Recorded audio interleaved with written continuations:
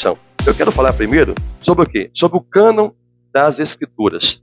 O que é cânon? Você já deve ter ouvido essa palavra. Ela é muito falada em meio de teólogos ou de escolas de teologia. Mas cânon nada mais é do que vara reta ou um conjunto de regras.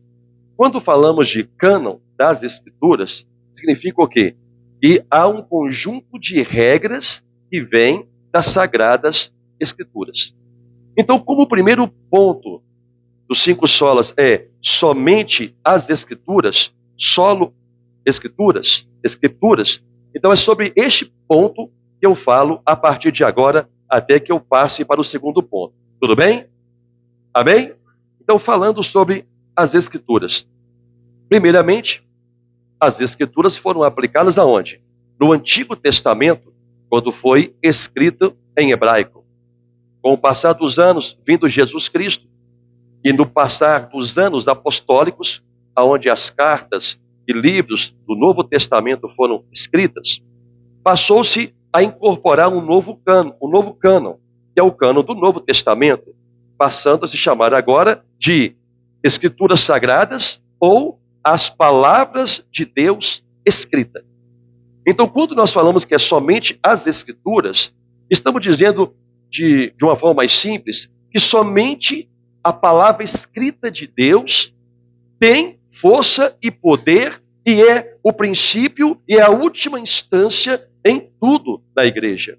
Porque tudo é validado ou é invalidado pela palavra de Deus. Está compreendendo? Por isso que é somente as Escrituras.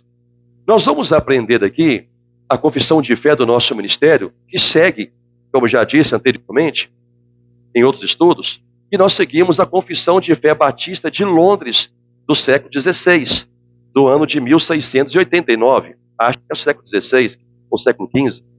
Acho que joga um para trás, não lembro. Estudiosos, é isso mesmo? Século XVII, então é um para frente. Então, no século XVII. Mas vamos falar do ano que é melhor, né? Então, no ano de 1689, as igrejas batistas reformadas, particulares, já contei aqui a história delas, elas então escreveram uma confissão de fé, e já disse que confissão de fé nada mais é do que o estatuto doutrinário de uma igreja. É aquilo que vai reger, em termos de doutrina, a base da crença. Pode haver outros pontos em que a igreja que não estarão contidos em uma confissão de fé, mas os pontos básicos para uma igreja estão contidos lá. Nós poderíamos criar uma confissão de fé do nosso ministério baseada na confissão de fé batista de Londres ou baseada na confissão de Westminster, mas para que faria isso se já tem uma confissão pronta e exatamente no que diz respeito a batista, 100% do que o ministério Apacentar de Deus também crê. Por isso, a nossa confissão de fé reformada do Ministério Apacentar de Deus, ela segue esta confissão de fé. Como eu disse, nada mais é do que um estatuto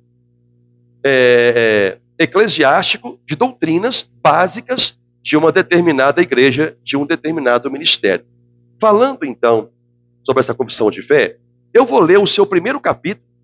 Nós vamos falar isso nos cultos de doutrinamento da fé reformada da igreja, Apacentar. Mas o primeiro capítulo, você vai ler isso novamente comigo lá, está escrito assim: As Sagradas, capítulo 1, sobre Sagradas Escrituras da Confissão de Fé Batista de Londres, de 1689. Eu falo tudo porque este é o nome, tá? Porque tem outras de outros anos posteriores e antes deste. É só para ficar gravado na sua mente. Primeiro, ouça bem. As Escrituras Sagradas são a única, suficiente, correta e infalível regra de todo conhecimento, fé e observância salvíficos, embora a luz da natureza e as obras da criação e da providência manifestem a bondade, a sabedoria e o poder de Deus, a ponto de tornar os homens indesculpáveis. Ainda assim, não são suficientes para oferecer aquele conhecimento de Deus e de sua vontade, que é necessário para a salvação. Portanto, aprove ao Senhor, em diversas ocasiões, e de muitas maneiras revelar-se e declarar a sua vontade para a sua igreja e, posteriormente, para a melhor preservação e propagação da verdade e para o mais seguro estabelecimento e consolo da igreja contra a corrupção da carne e da malícia de Satanás e do mundo, concedeu a mesma completamente por escrito, o que faz da Sagrada Escritura indispensável. Amém? A Sagrada Escritura, ela é indispensável. O artigo 9 da mesma Confissão de Fé também diz: a regra infalível de interpretação da Escritura é a própria Escritura. E, portanto, quando houver uma questão sobre o verdadeiro e pleno sentido de qualquer Escritura, que não é múltiplo, mas único, quer dizer, não há um múltiplo sentido em uma passagem bíblica. Só há um único sentido, aquele que o autor que recebeu a revelação de Deus escreveu.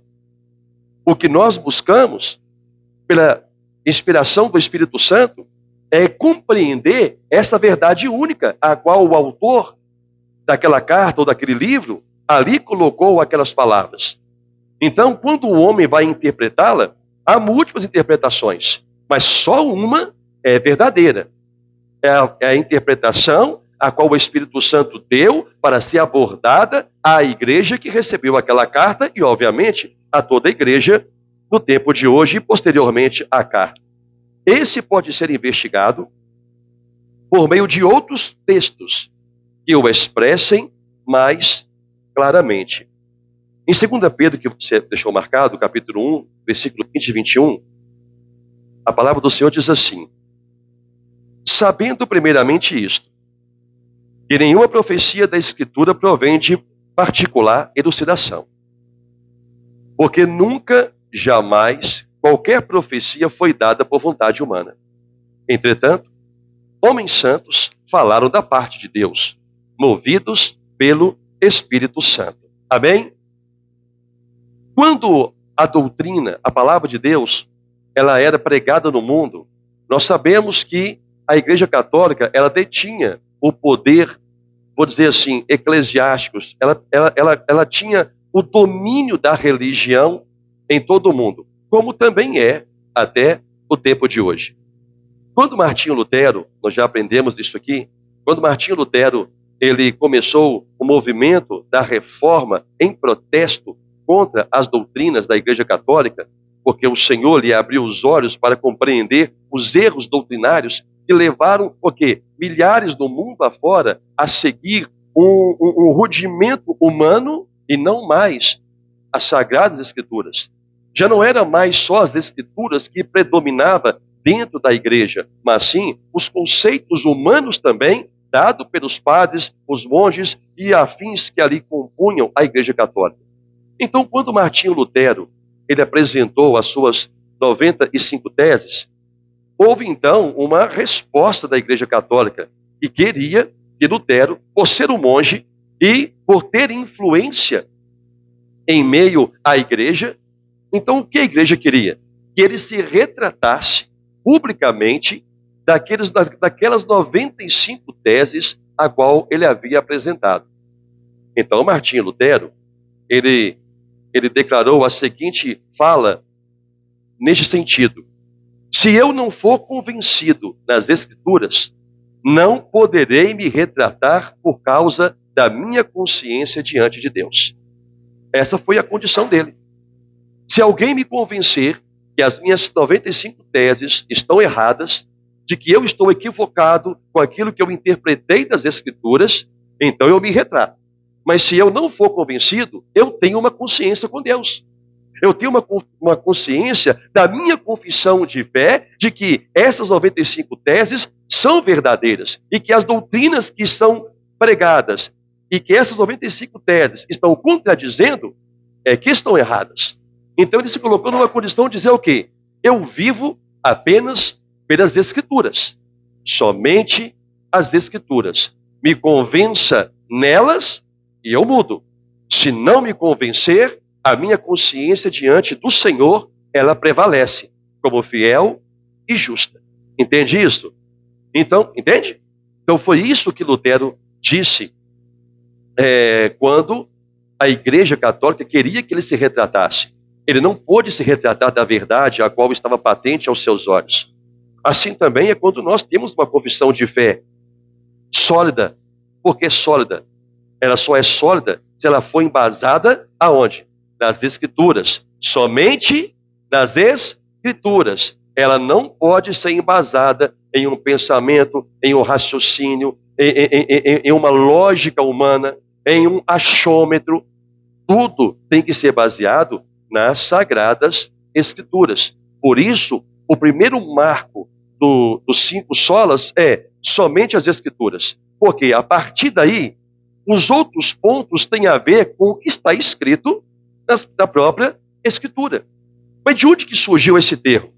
Bom, não se sabe quem foi a primeira pessoa, teólogo ou pastor, ou quem quer que proclamou ou juntou esses 5 termos. O que se sabe é que estava sendo dada uma resposta principalmente para a Igreja Católica, que é quem estava doutrinando as nações no mundo, mas doutrinando fora do contexto da palavra de Deus. Então, a primeira resposta dos reformadores foi: ora, dentro de todas as doutrinas católicas, nós estabelecemos um princípio de fé. Nós somos apenas pelas Escrituras. Outro dia eu vi um vídeo, e acredito que algum de vocês deva ter visto. Eu estava vendo um padre dando o seu testemunho sobre a palavra de Deus. E ele, na sua ampla ignorância, eu devia ter pego o nome dele para citar aqui, ele disse a seguinte coisa, abre aspas: a igreja veio primeiro do que a palavra de Deus. Logo, a palavra de Deus está sujeita à igreja, se referindo à Igreja Católica. Fecha aspas. Essa foi a defesa dele, dizendo que a palavra da igreja está acima da palavra escrita de Deus, porque a igreja surgiu primeiro do que a Bíblia. Palavras desse padre. Quando eu vi aquilo, eu fiquei, meu Deus, como que pode multidões no mundo ainda dar ouvido a uma heresia tamanha como esta? Mas era contra isto que os reformadores estavam lutando. Então eles criaram um slogan: olha, é somente as Escrituras, solos Escritura, e nada mais do que isto. Compreende isso? Mas nem tudo nas Escrituras são tão claros quando nós lemos. Por quê? Porque existem várias interpretações daquilo que se lê. Olha o que diz a Confissão de Fé também, Batista de Londres, de 1689, no artigo 7. Nem todas as coisas em si mesmas são igualmente claras na Escritura, nem igualmente claras a todos. Ainda assim, aquelas coisas que necessitam, presta atenção, ainda assim, aquelas coisas que necessitam ser conhecidas, cridas e observadas para a salvação, são tão claramente propostas e desveladas em algum ou outro lugar da Escritura, de forma que não apenas os doutos, mas os indoutos, no devido uso dos meios ordinários, podem alcançar uma suficiente compreensão delas. Eu vou traduzir o que eu li. O que eles disseram quando criaram a confissão de fé? Redigiram a confissão de fé. Ora, nem tudo na Bíblia é tão claro quando se lê. Há interpretações. Mas no que diz respeito à salvação, ele diz, até um doutor, ou até um indouto, ou seja, uma pessoa mais leiga, fazendo o uso devido dos meios ordinários, que meios ordinários? Da simples leitura e interpretação de texto, é capaz de compreender a verdade sobre a salvação que na Bíblia está descrita. Não é preciso um teólogo ou um doutor em divindade ou doutor em teologia para chegar aqui e dizer o que está na palavra de Deus, que o homem precisa se arrepender para receber o perdão dos pecados, que precisa ter fé em Jesus Cristo para poder receber a salvação de sua alma, que precisa receber a graça de Deus para poder viver por esta graça. Tem coisas que não precisam. E outras coisas mais. Não precisa de ser um doutor para dizer que é necessário o batismo das águas para a remissão de pecados. Que é preciso perdoar para ser perdoado. Basta uma simples leitura empregando a gramática da língua portuguesa que qualquer pessoa é capaz de interpretar aquilo que é relevante para a salvação. Entretanto, há coisas que não diz respeito à salvação, que o Senhor Jesus diz que são reveladas apenas aos seus eleitos. Como, por exemplo, quando ele estava pregando sobre a parábola do semeador. Os discípulos vieram perguntar para ele o que vem a ser isto. Então ele chamou os discípulos à parte e disse, olha, a eles não é dado o conhecer os mistérios de Deus, mas apenas aos eleitos. Então o Senhor Jesus chamou os 12 à parte e a eles ele revelou o mistério da parábola do semeador, que até então ninguém havia compreendido, nem mesmo os próprios discípulos. O apóstolo Pedro, na sua segunda carta, que você está marcado aí, no capítulo 3, versículo 16, ele faz um comentário sobre as cartas que Paulo ele escrevia. E nesse contexto, no capítulo 3, versículo 16 de 2 Pedro, ele fala assim, falando em relação a Paulo. Ao falar acerca destes assuntos, como de fato costuma fazer em todas as suas epístolas, em todas as suas cartas, nas quais há certas coisas difíceis de entender, que os ignorantes e instáveis deturpam, como também deturpam as demais escrituras para a própria destruição deles. Então o próprio Deus revelou a Pedro que havia coisas que Paulo escrevia que eram coisas difíceis de entender. E não apenas as coisas que Paulo escrevia, mas também mensagens do Antigo Testamento, ou seja, em toda a palavra de Deus. Então a fé batista, ela declara isso, que tem certas coisas que é difícil de entender. Mas, quando não há uma compreensão clara de algum ponto da doutrina, de algum ponto da palavra, então precisa-se estudar outros textos que falam sobre o mesmo assunto, a fim de buscar um entendimento claro e verdadeiro sobre aquele ponto da doutrina. E claro, tudo, e absolutamente tudo, tem a dependência da revelação do Espírito Santo no coração do homem. Por isso que as Sagradas Escrituras, nós vamos ler isso mais para frente, o texto diz que homens santos, inspirados pelo Espírito Santo, receberam as revelações da palavra de Deus para escrevê-las. Então é o Espírito Santo que está escrito, que conduz o homem a toda a verdade. Ainda que tenhamos a Bíblia Sagrada nas mãos, a coisa da palavra de Deus, e somente por revelação divina é capaz de ser compreendida, mas não as que dizem respeito à salvação. Quando Jesus pregava sobre o reino de Deus, todos compreendiam sobre o reino de Deus.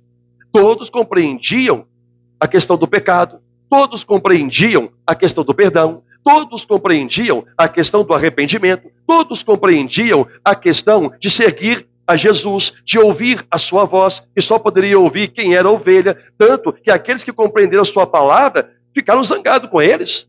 Ah, mas nós também somos filhos de Abraão. O que eles estavam querendo dizer? Não é porque nós não estamos seguindo o Senhor, falando para Jesus, que significa que nós não sejamos de Deus. Então eles compreenderam o que Jesus havia falado. Sim ou não?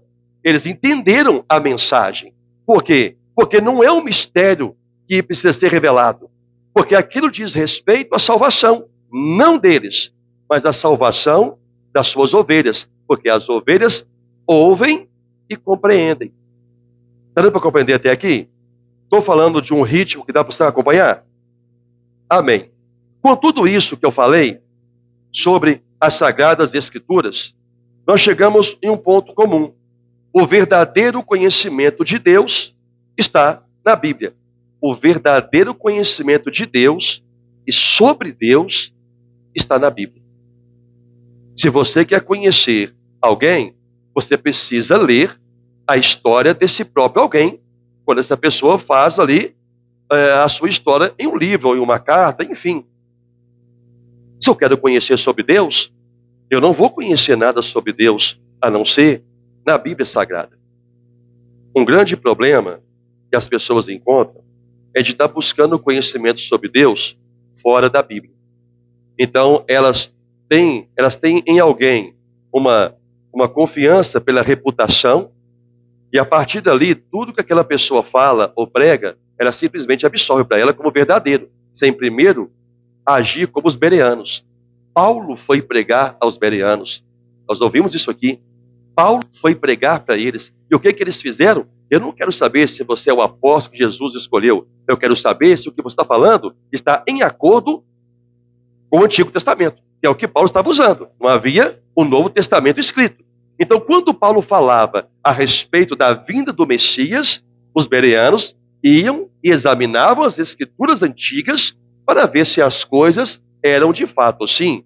Como, por exemplo, que o Messias viria e ele seria entregue nas mãos dos pecadores e ele estaria morto por 3 dias. Tudo isso o Senhor Jesus falou para os discípulos quando eles ficaram tristes. Olha, vocês não ouviram o que estava escrito a meu respeito? Que convém que o Filho do Homem seja entregue nas mãos dos pecadores? Então, quando ele chegou aos bereanos, os bereanos fizeram a mesma coisa. Vamos examinar as Escrituras.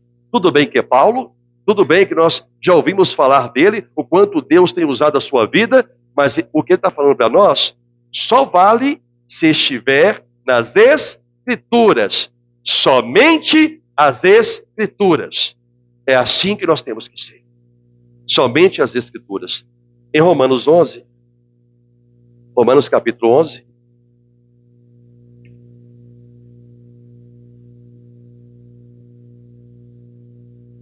versículo 33 ao 36, a palavra diz assim: ó profundidade da riqueza, tanto da sabedoria como do conhecimento de Deus.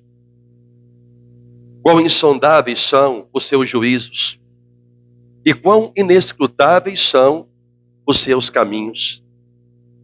Quem, pois, conheceu a mente do Senhor? Ou quem foi o seu conselheiro? Ou quem primeiro deu a ele para que lhe venha a ser restituído? Porque dele, e por meio dele, e para ele, são todas as coisas. A ele a glória eterna. Amém. Amém? A palavra de Deus é a única doutrina. E, por causa dessa doutrina, Deus nos manda tomar cuidado com o nosso próprio modo de viver, para que não venhamos a manchar ou escandalizar essa doutrina, a escandalizar a sua palavra e o seu próprio nome. 1 Timóteo, capítulo 6. 1 Timóteo, capítulo 6, versículos 1 ao 5. A palavra diz assim: todos os servos que estão debaixo de jugo, considerem dignos de toda a honra o próprio Senhor, para que o nome de Deus e a doutrina não sejam blasfemados. Também os que têm Senhor fiel, não o tratem com desrespeito, porque é irmão. Pelo contrário, trabalhe ainda mais, pois ele, que partilha do bom serviço, que partilha do seu bom serviço, é crente e amado, ensina e recomenda estas coisas. Versículo 3. Se alguém ensina outra doutrina e não concorda com as sãs palavras de nosso Senhor Jesus Cristo e com o ensino segundo a piedade, é enfatuado, nada entende, mas tem mania de questões e contendas de palavras, de que nascem invejas, provocações, difamações, suspeitas malignas, altercações sem fim, por homens cuja mente é pervertida e privados da verdade. Privados da verdade, supondo que a piedade é fonte de lucro. Eu destaco o versículo 1 e o 3, que diz: todos os servos que estão debaixo de jugo considerem dignos de toda a honra o próprio Senhor, para que o nome de Deus e a doutrina não sejam difamados. O que está dizendo? Se você está debaixo de um jugo, o que é isso? É da mão impiedosa de algum senhor, um chefe do trabalho, um pai, uma mãe, até mesmo um pastor, vai saber. Deus diz o seguinte: olha, considere essas pessoas dignas de honra. Mas por que, Senhor? Que o nome de Deus e a doutrina a qual você professa não seja difamada. Com o que Deus está preocupando? Com a reputação do seu nome e com a credibilidade da sua palavra, da sua doutrina. Porque tudo é escritura. Não é o meu nome que faz o homem ser salvo. Não é o meu conhecimento que faz o homem ser salvo. É o nome de Jesus e a sua doutrina. É o nome de Jesus e a sua palavra. Então, se no meio aonde eu convivo, eu não me sujeito com humildade àqueles que têm um jugo sobre a minha vida, por ser um senhor segundo a carne, e eu vou agir contra eles em desacordo com aquilo que são preceitos da própria palavra, eu envergonho o nome de Deus, porque eu falo que sou servo.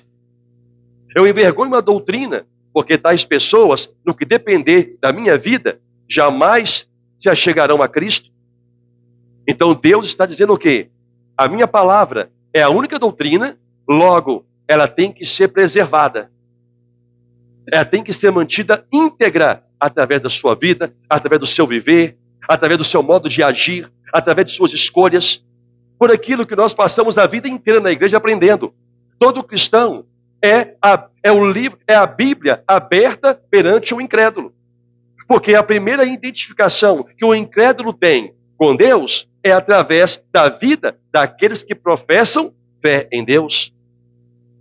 Então eles imitam nossos valores, eles imitam nossas prioridades, eles imitam nossas ações, eles imitam o nosso modo de agir e de reagir, principalmente quando somos contrariados.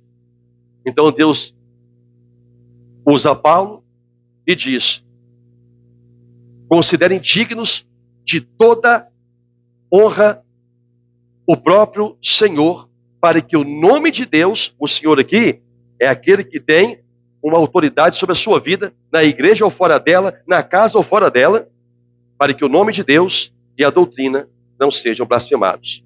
E o terceiro ponto, e termino essa parte, é que se alguém ensina outra doutrina e não concorda com a doutrina, essa pessoa é infatuada, ela gosta de provocações, inveja, ela é pervertida e ela é privada de conhecer a verdade de Deus. Ela é privada disso. Privada da verdade. A palavra de Deus é o que nós temos de mais importante. A Bíblia é a palavra escrita de Deus. Por isso, o mesmo Paulo a Timóteo, no capítulo 2, da segunda carta a Timóteo, capítulo 3, versículo 16, diz o texto que toda igreja conhece: toda a escritura é inspirada por Deus e útil para o ensino, para a repreensão. Então não é só para ensinar, é também para repreender, para a correção, é para corrigir e para educar o homem na justiça. E o último texto dentro da linha do Solas Escrituras é dizer que a Bíblia é o único escudo que nos protege do erro. Efésios 6,16 diz: calçai os pés com a preparação do evangelho da paz, embraçando sempre o escudo da fé, com o qual podereis apagar todos os dardos inflamados do maligno. Esta é a palavra. O escudo da fé é o conhecimento da palavra por meio da pregação do evangelho, como Paulo diz em Romanos 10, 16 ou 17. E assim a fé vem pela pregação, e a pregação pela palavra. Então, quando eu abraço a palavra, somente a escritura, e tenho fé naquilo que eu estou sendo doutrinado, ela é o escudo que Deus me dá para proteger a minha mente de sofismas, de dados inflamados do maligno e de quaisquer outros erros, principalmente de doutrinas que há no mundo. É o escudo da palavra. O cristão que não tem a palavra de Deus e somente ela é facilmente levado, como disse Paulo, por toda sorte e vento de doutrina. Porque ele não tem uma confissão de fé sólida na palavra. Esse cristão, ele é maleável. Basta alguém usar um pouco de persuasão que convence ele a desistir da confissão de fé que outrora tinha. Estes homens Deus chama de homens inconstantes em todos os seus caminhos. Não tem permanência na verdade.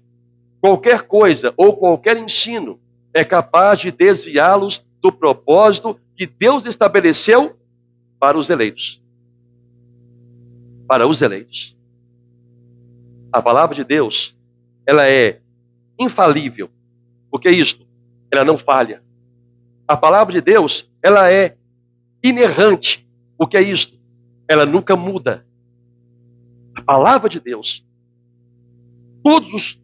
tudo que vai ser debatido, tudo que vai ser discutido, se não há um consenso geral entre as pessoas, busca-se na palavra de Deus a direção para bater o martelo sobre qualquer questão que envolva a igreja de Deus. Por isso o termo é usado somente as Escrituras. Não adianta vir um líder religioso com uma outra doutrina, ou implementar, ou acrescentar. Para isso a palavra diz, ai daquele que acrescenta, mas também diz, ai daquele que retira qualquer coisa escrita nos livros da profecia. Porque o fim está próximo. Esse foi um pouquinho mais longo, justamente porque através da palavra, que tudo daqui para frente se estabelece. Então o primeiro ponto dos 5 solas é solos escrituras. Ou no português, somente as escrituras e nada mais. Não adianta a pessoa vir com blá blá blá e meia dúzia de conversa se ela não abrir a Bíblia em textos e contextos e provar o que está falando, é tido como mentiroso e a verdade não está nele. O segundo ponto, solos Cristos ou somente Cristo. Essa expressão visava mostrar que não havia outro modo ou alguém que pudesse levar o homem a Deus, principalmente quando Maria, mulher santa, mãe humana de Jesus, ela foi elevada pela Igreja Católica ao status de intercessora e intermediadora entre Deus e os homens. Quando isso aconteceu, os reformadores, evidentemente, quiseram dar uma resposta à doutrina católica. Não é por Maria que o homem é salvo. O homem é salvo por meio de quem? De Cristo. Então, quando diz solos Cristo ou somente a Cristo, é uma declaração de fé no Filho de Deus e em sua obra salvadora. Ou seja, compreendendo o pacto da aliança do Novo Testamento, a aliança do seu sangue, e não do sangue de Maria. Não foi o sangue de Maria que trouxe reconciliação da alma do homem com Deus, mas foi o nome de Cristo.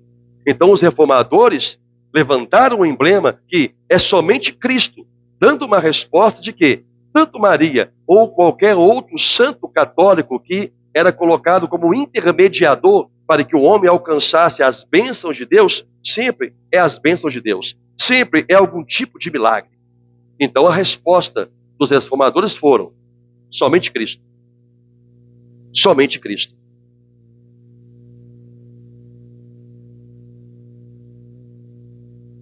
Quando nós aprendemos sobre o pacto das obras,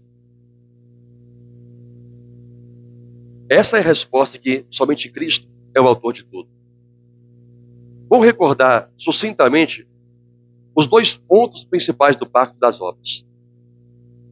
Deus chama Adão, faz um pacto com Adão, que Adão teria vida eterna no Éden, tendo o direito de comer de toda a árvore que estava no jardim.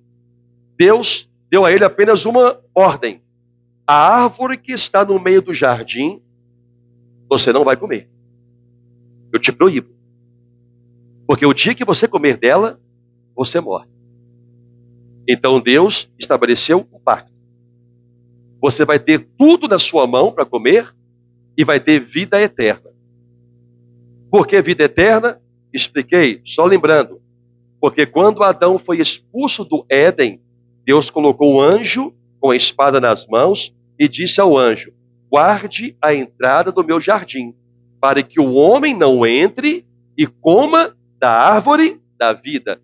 Ali foi que nós descobrimos, nos foi informado, que no jardim, além de árvores frutíferas e além da árvore do conhecimento, e além da árvore proibida do conhecimento do bem e do mal, também estava lá a árvore da vida. Era ela que dava a Adão vida eterna. Adão não tinha a vida eterna nele, porque Adão era humano, assim como quaisquer animais que estavam no Éden.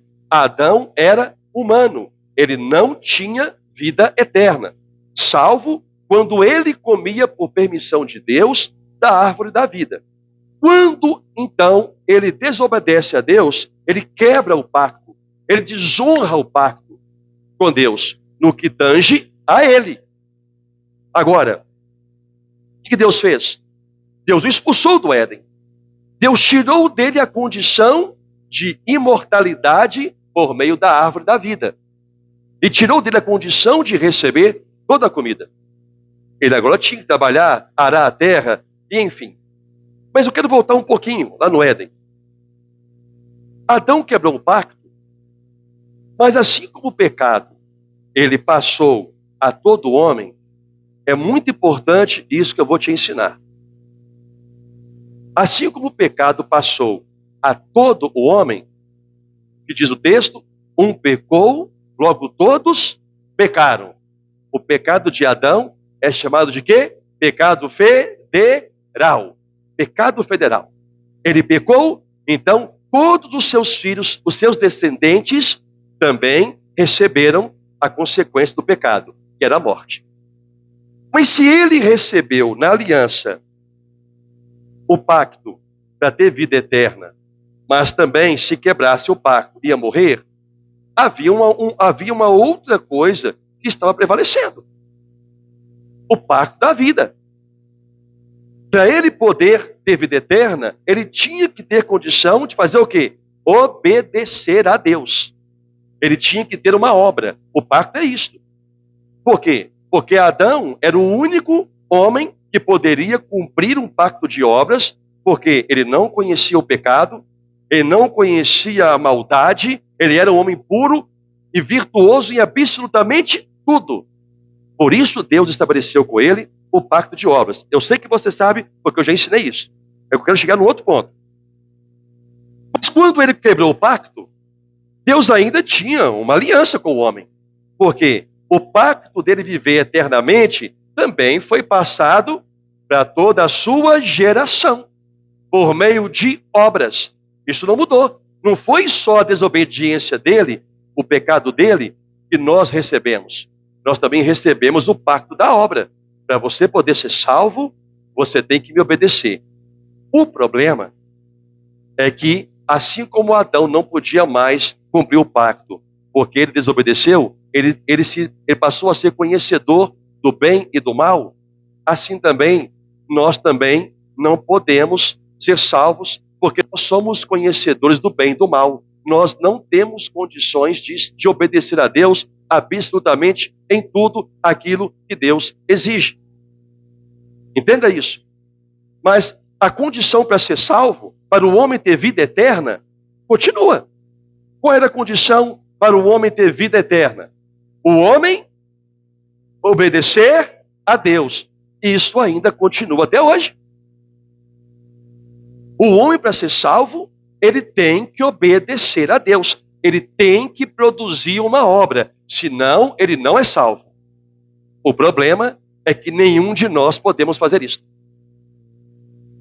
Então veio a promessa daquele que viria da mulher, o seu descendente, que é Cristo.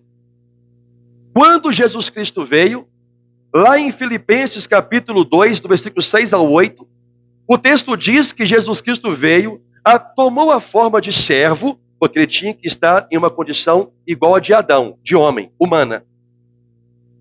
E ele obedeceu a Deus, foi fiel a Deus e obedeceu até a morte e morte de cruz.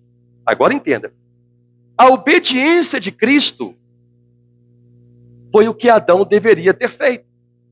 Só que Adão não obedeceu. Logo, Adão não poderia mais ter vida eterna. E nenhum de nós também. Jesus Cristo veio e obedeceu a Deus em tudo aquilo que Adão tinha que obedecer. E o texto fala que não se achou pecado nele. Ele consumou. Então, pela obra de Jesus Cristo, é que o homem é salvo. Quando este homem crê no seu sacrifício, crê no sangue expiatório dele, que Jesus Cristo foi o seu substituto, por causa da obra de Cristo, é que o homem, mediante a fé, é salvo. Entendeu isso? Mas foi necessário que alguém obedecesse a Deus. A morte passou a todo homem por um, assim também a vida. Pela obediência de um só homem, que é Cristo, Deus pôde cumprir o pacto de obra. Qual era o pacto na obra? Você terá vida eterna se me obedecer. Nós não podemos obedecer. Jesus Cristo pôde e obedeceu. Agora, aquele que tem fé na obra de Cristo, estes é os que são salvos. Não por suas obras, mas pela obra do Filho de Deus. Entende agora a graça? Aí então entrou o quê? A aliança da graça. Por isso, é somente por Cristo que o homem é salvo. O homem não é salvo através de Maria. O homem não é salvo por suas obras, mas o homem é salvo pela obra de alguém. Este alguém é somente Cristo. Solos Cristo. E mais ninguém. O homem não contribui com nada para a sua salvação. O homem não coopera com nada na sua salvação. Tudo é Cristo. Atos capítulo 4, versículo 8 em diante. A palavra diz assim. Gente, é lindo, é ou não é? Eu fico maravilhado cada vez que eu falo disso. Atos capítulo 4, versículo 8 em diante, diz assim. Então, Pedro, cheio do Espírito Santo, lhes disse: autoridades do povo e anciãos, visto que hoje somos interrogados a propósito do benefício feito a um homem enfermo e do modo por que foi curado, tomai conhecimento, vós todos e todo o povo de Israel, de que, em nome de Jesus Cristo, o Nazareno, a quem vós crucificastes e a quem Deus ressuscitou dentre os mortos, sim, em seu nome é que este está curado perante vós. Olha só, este Jesus é pedra rejeitada por vós, os construtores, a qual se tornou a pedra angular. Versículo 12. E não há salvação em nenhum outro, porque abaixo do céu não existe nenhum outro nome dado entre os homens, pelo qual importa que sejamos salvos, apenas pelo nome de Cristo. Somente Cristo. Todos juntos. Somente Cristo. E mais ninguém. Amém? O terceiro. Sola gratia, ou somente a graça. Para eu falar sobre a graça, eu tenho que comentar sucintamente sobre a depravação total. Por que é somente a graça? Porque o homem, ele perdeu a condição de livre-arbítrio quando Adão pecou. Lembrando que apenas Adão, ser humano, claro, juntamente com a Eva, mas o que conta é o que Adão fez, não o que Eva fez. Adão tinha o livre-arbítrio para decidir obedecer a Deus ou não. Porque não havia o mal para poder impulsioná-lo a isto. Porque havia apenas uma decisão de fazer ou não fazer. Quem conheceu a maldade em um primeiro momento por instigação foi Eva. Completamente quando ela comeu do fruto. Mas quando ela apresentou o fruto a Adão, Ele não havia nenhuma instigação ao mal nele. Apenas o que ele tinha é uma decisão de continuar obedecendo a Deus ou não. Quando ele desobedeceu a Deus, ele morreu, porque tomou conhecimento da maldade.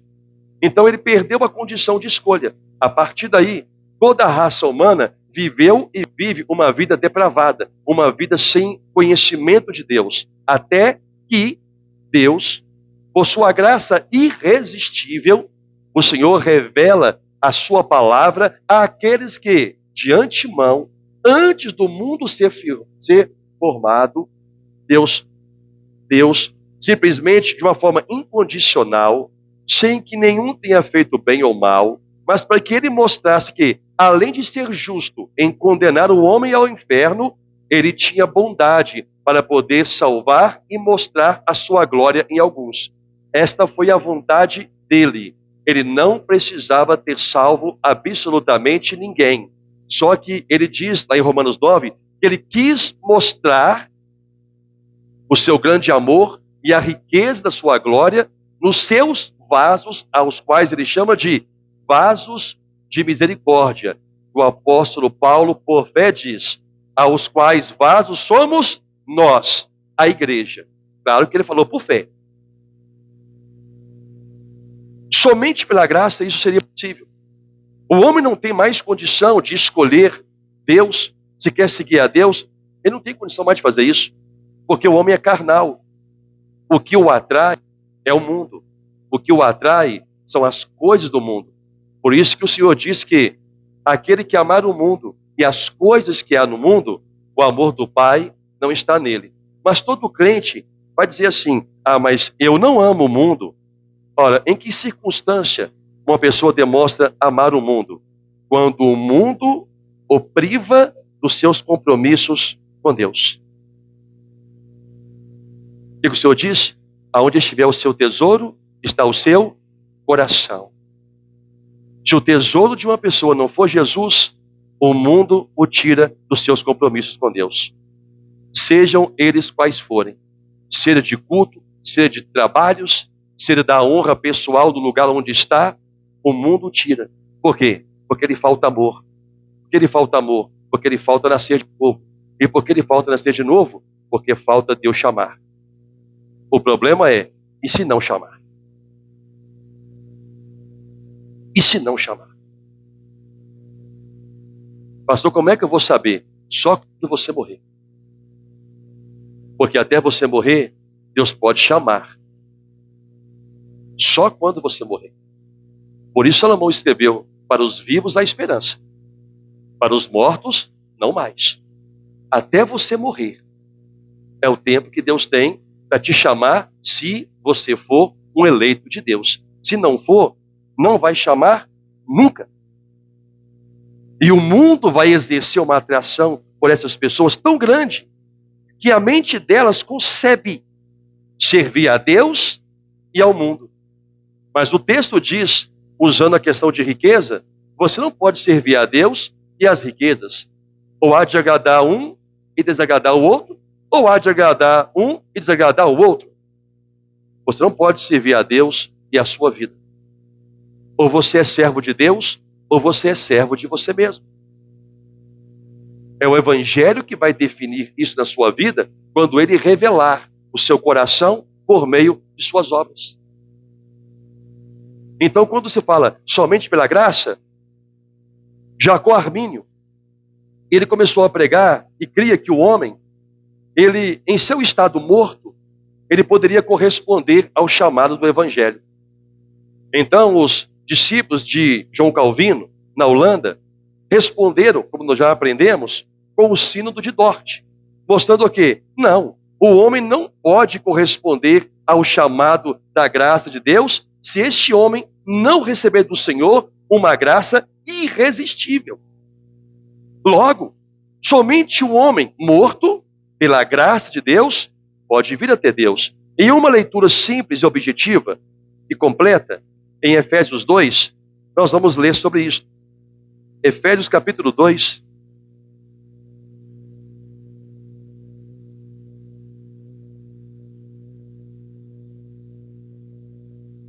A partir do versículo 1, Paulo já começa assim na lata.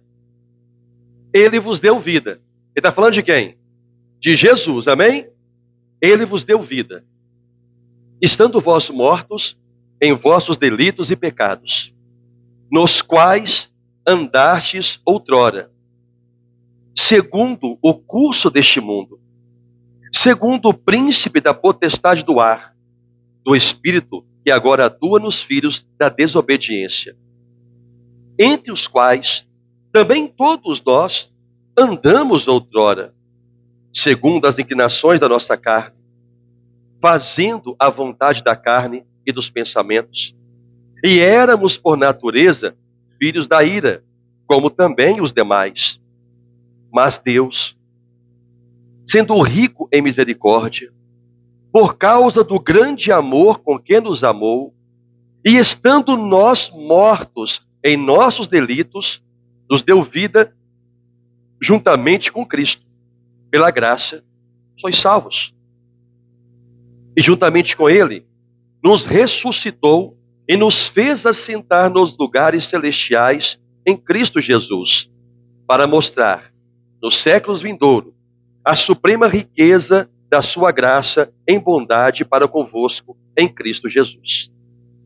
Porque pela graça sois salvos, mediante a fé. Isto não vem de vós, é dom de Deus, não de obras, para que ninguém se glorie.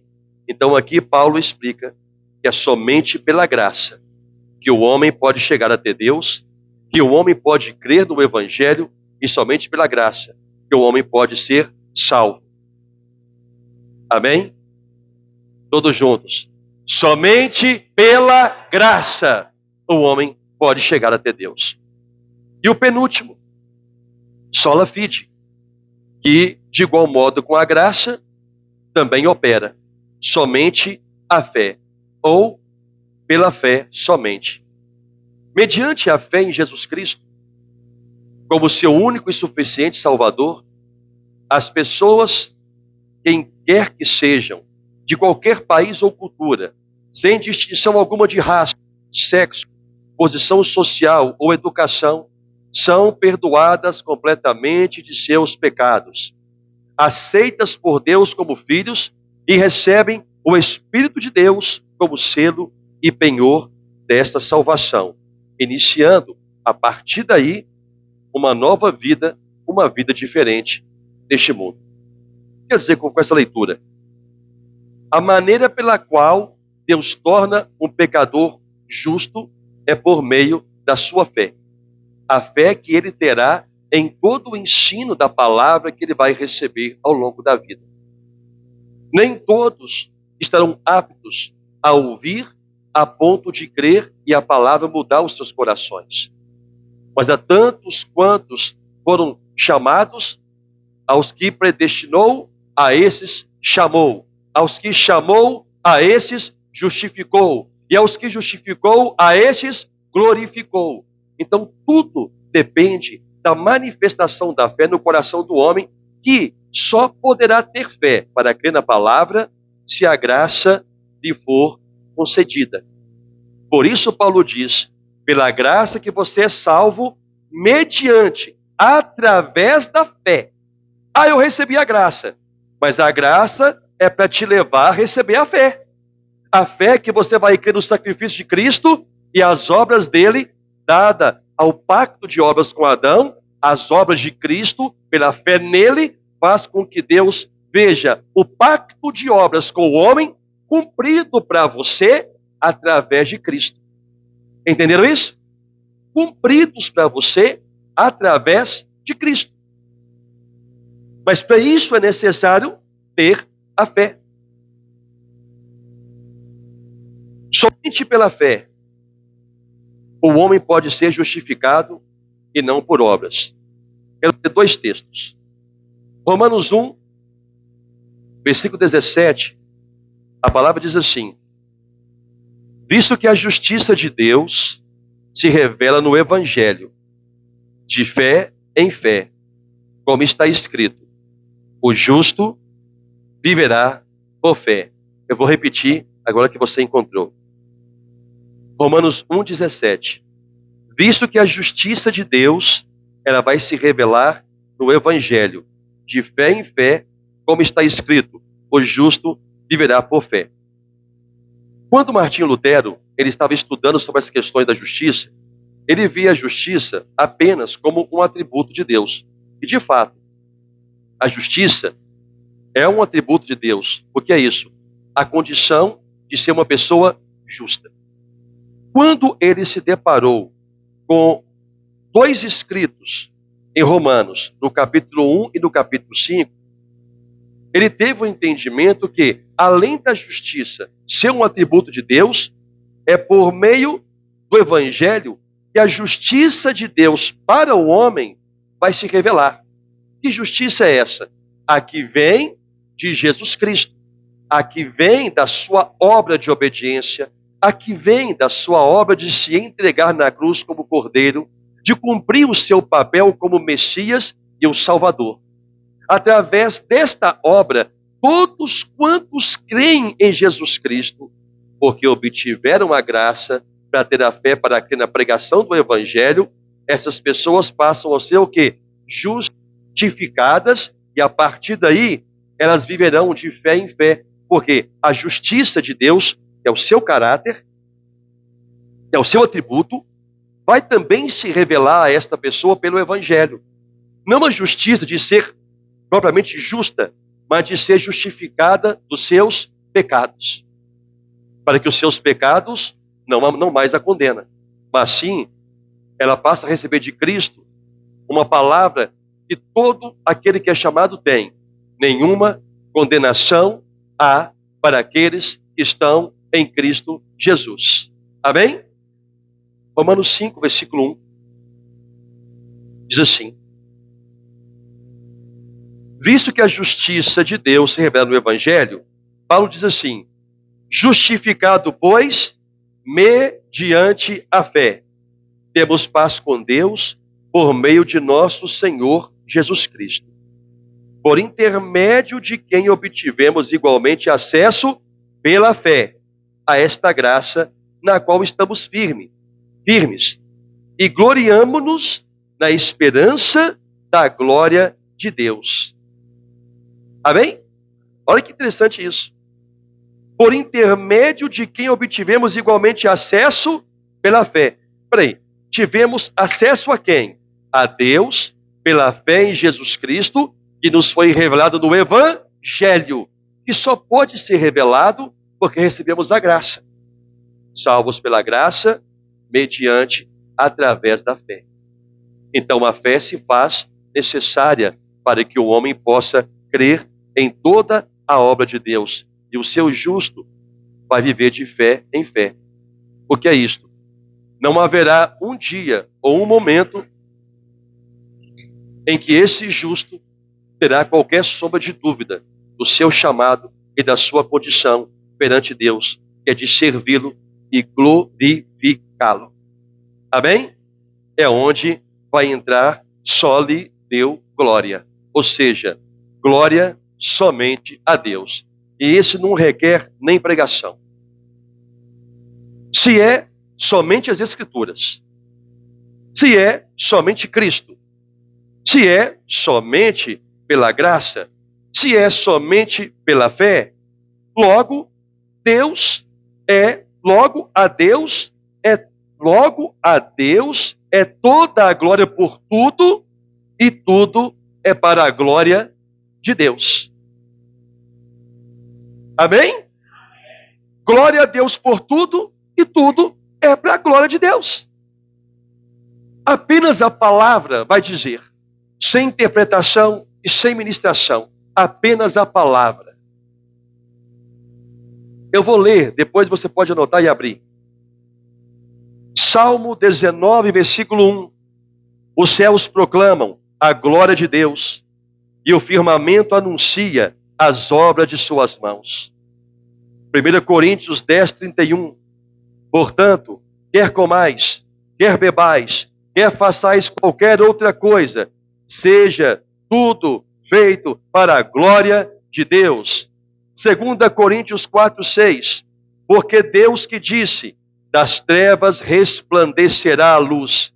Ele mesmo resplandeceu em nosso coração, para a iluminação do conhecimento da glória de Deus na face de Cristo. E por último, 2 Coríntios 4,15, porque todas as coisas existem por amor de vós, para que a graça, multiplicando-se, torne abundantes as ações de graças por meio de muitos, não de todos, por meio de muitos, para a glória de Deus. Amém? Tudo é para a glória de Deus. Tudo é para a glória de Deus. E para a glória de Deus são todas as coisas. Tudo se resume a Deus ser glorificado, irmão. Se Deus não é glorificado na vida de um cristão, esse cristão não cumpre o propósito pelo qual Deus o chamou. E Deus não o chamou para ser mais do que vencedor. Isso está incluso na sua vida, porque Cristo venceu o mundo. Deus o chamou para que através desse cristão, o nome do Senhor seja glorificado. Agora, como que o Senhor vai ser glorificado? Quando não há fidelidade a Deus, quando não há amor declarado a Deus, quando não há uma vida compromissada com Deus, quando as vontades pessoais de cada um sobressaem às vontades pessoais de Deus. Não há como, não tem como, em hipótese alguma, pode haver algum tipo de glória a Deus através da vida de alguém que não entendeu do porquê Deus o criou. E o que dizer do cristão?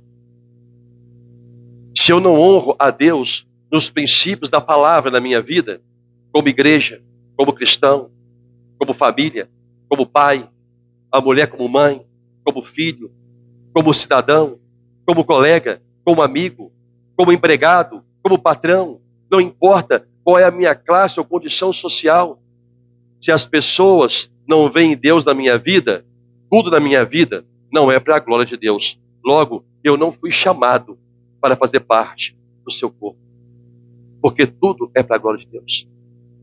Quando você for fazer alguma coisa, quando você for decidir alguma coisa, quando você for escolher algo, veja se este algo está glorificando a Deus na sua vida. Aí você vai saber se está certo ou errado. Aí você vai saber se está certo ou errado.